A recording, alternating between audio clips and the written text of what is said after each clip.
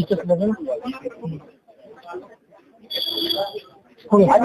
नमस्कार, आप देख रहे हैं पब्लिक लाइव। जिला ब्यूरो चीफ शंकर सोनवानी के साथ मौजूद है बालोद के टाउन हॉल, जहां पर आज संविधान हत्या दिवस मनाया गया। और हमारे बीच मौजूद है आदरणीय पवन साहू जी, जो जिला भाजपा के पूर्व अध्यक्ष है। उनसे हम जानने की किस प्रकार से जहाँ पर संविधान हत्या दिवस यहाँ पर मनाया जा रहा है। देखिए, आज के ही दिन 25 जून 1975 को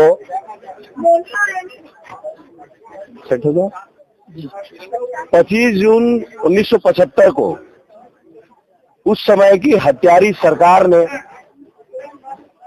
जो अपनी पाप को दबाने के लिए आपातकाल लगाया, और आपातकाल के लिए उस समय के प्रधान राष्ट्रपति फखरुद्दीन अली अहमद जी थे। उनको सीधा निर्देश किया गया और आपातकाल की घोषणा कर दी गई। आपातकाल में जितने लोग समाज के विभिन्न वर्गों पर, राजनीतिक दल, गैर कांग्रेस के लड़ाई करने वाले, चाहे मुलायम सिंह यादव हो, लालू प्रसाद यादव हो, नीतीश कुमार हो, जितने उस समय के जयप्रकाश नारायण जी के साथ काम करने वाले हो, और श्रद्धेय अटल बिहारी वाजपेयी जी के साथ जनसंघ के काम करने वाले हो, कम्युनिस्ट पार्टी के सोमनाथ चटर्जी जी से ज्योति बसु से लेकर जितने लोग और भी थे, सारे वर्ग के लोगों को, और विभिन्न आयामों में काम करने वाले, चाहे मजदूर आंदोलन करने वाले हो, किसान आंदोलन करने वाले हो, चाहे छात्रों के लिए लड़ाई करने वाले हो, सभी लोगों को, सबको उस समय जेल में ठूस दिया गया। सर, आपने बताया कि उस समय आपके पिताजी को भी उस समय जेल में बंद कर दिया गया, तो क्या बीती थी आप जब उस समय बताया? मेरा उम्र केवल उस समय 6 वर्ष का था जी। मुझे ध्यान है, मेरी दादी माँ को नहीं मालूम था, हम सबको नहीं मालूम था कि जेल में है जी। बाद में जब मालूम हुआ तो सेंट्रल जेल रायपुर में है, और मेरी दादी माँ को 95 साल की उम्र की लगभग थी। उनको ये बोला गया कि हमारे घर उस समय 1972 में एक ट्रैक्टर खरीदे हुए थे जो विदेश से आया हुआ था, तो इस ट्रैक्टर का बनाने वाला इंजीनियर नहीं हमारे पास, इसलिए इस ट्रैक्टर को सुधारने के लिए विदेश में उनको ट्रेनिंग करने भेजा गया है। ऐसा करके हमारी दादी को बोला गया, और दादी जी का देहांत हुआ। हमारे पिताजी ना उसके लकड़ी काठी में आ पाए। मेरे से मेरी छोटी बहन थी, 3, साढ़े तीन 4 साल की, उस छोटी बहन का भी देहांत हुआ। उस समय भी मेरी बहन को लकड़ी पानी जो दाह संस्कार होता है उसके लिए नहीं आ पाए। उनकी बड़ी बहन, मेरे पिताजी की सबसे बड़ी बहन, उनका देहांत हुआ, उसमें भी नहीं आ पाए। दत्तात्रेय के दिन एक बार मुझे ध्यान आता है कि हम उस उम्र में पूरे 19 माह 26 दिन उनका आपातकाल में उनको जेल में रहना हुआ। इस दरमियान पैरोल से छूटकर एक बार आए, 2 बार पिताजी, हमारी दादी और छोटी बहन के कार्यक्रम के लिए आए, और हम 2-3 बार मिलने गए। ऐसा करके शायद 5 या 6 बार हम अपने पिताजी को उस उम्र में हम देखने गए, मिले उनसे। ये ऐसे काले करतूत करने वाले कांग्रेस के श्रीमती इंदिरा गांधी उस समय प्रधानमंत्री थी, और उनके द्वारा ऐसा जघन्य अपराध बोल सकता हूँ, ऐसा अपराध किया गया, लोकतंत्र का गला घोटा गया, संविधान को बार बार तोड़ा गया। आज उनके पार्टी के लोग और जिन लोगों ने आपातकाल में जेल भोगा उस समय, उन लोग भी उनके साथ जुड़कर संविधान बचाने की बात हमारे लिए, हमारे साथ करते हैं। माननीय मोदी जी संविधान का अमेंडमेंट करने के लिए काम किए, ना कि कहीं पर संविधान को तोड़ने का काम किए। लोकतांत्रिक प्रक्रियाओं पर जो काम होती है, चाहे चुनाव की प्रक्रियाएं हो, चाहे अन्य प्रक्रियाएं हो, उसके ऊपर हम सब मिलकर काम करते हैं। आज उसी को याद करते हुए 25 जून 1975 आज 50वां वर्ष पूर्ण होने जा रहा है। उसके लिए पूरे देश की जनता को जगाया जाए, पूरे क्षेत्र के नौजवानों को जगाया जाए, और संविधान बचाने वाले जो आंदोलन करने वाले लोग हैं उनकी असलियत की भी जानकारी हो, और सरकार इसके ऊपर काम कर रही है। हम लोग आज उसी कार्यक्रम में शामिल हुए हैं। तो आप नमस्कार, आप देख रहे हैं पब्लिक लाइव। जिला ब्यूरो चीफ शंकर सोनवानी के साथ बालोद जिला के टाउन हॉल में आज संविधान हत्या दिवस मनाया गया।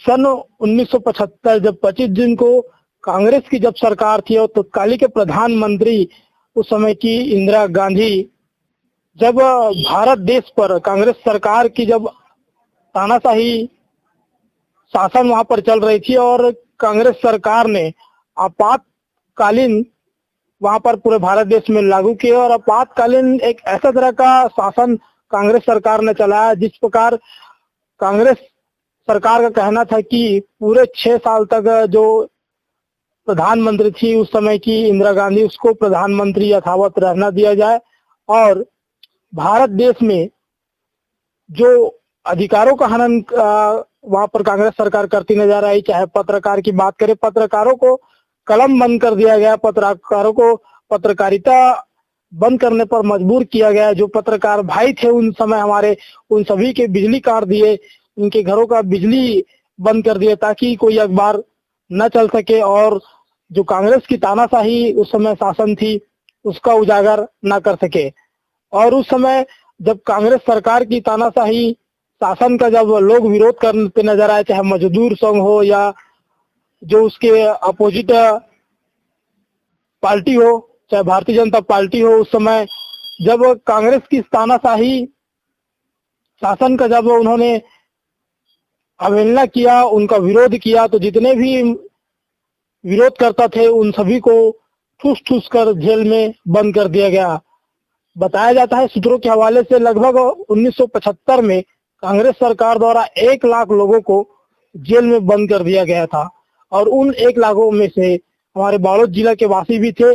जब उस समय कांग्रेस की इस आपातकालीन का विरोध कर रहे थे, इस तानाशाही शासन का विरोध कर रहे थे, तो बालोद जिला के कुछ ऐसे मजदूर संघ और जैसे यशस्वी नेता थे उन लोगों को भी जेल जाना पड़ा था और उन परिवारों को यहाँ पर बालोद जिला प्रशासन द्वारा सम्मानित किया गया।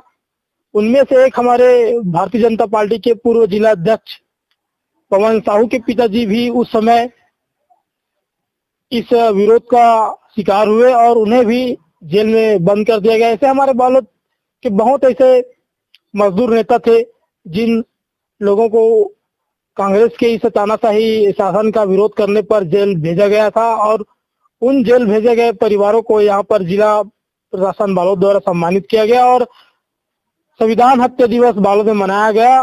और इस पावन अवसर पर बालोद के जितने भी जनप्रतिनिधि थे इस कार्यक्रम में शामिल हुए, चाहे कृष्णकांत पवार हो, यज्ञदत्त शर्मा हो या नगर पालिका अध्यक्ष प्रतिमा चौधरी हो।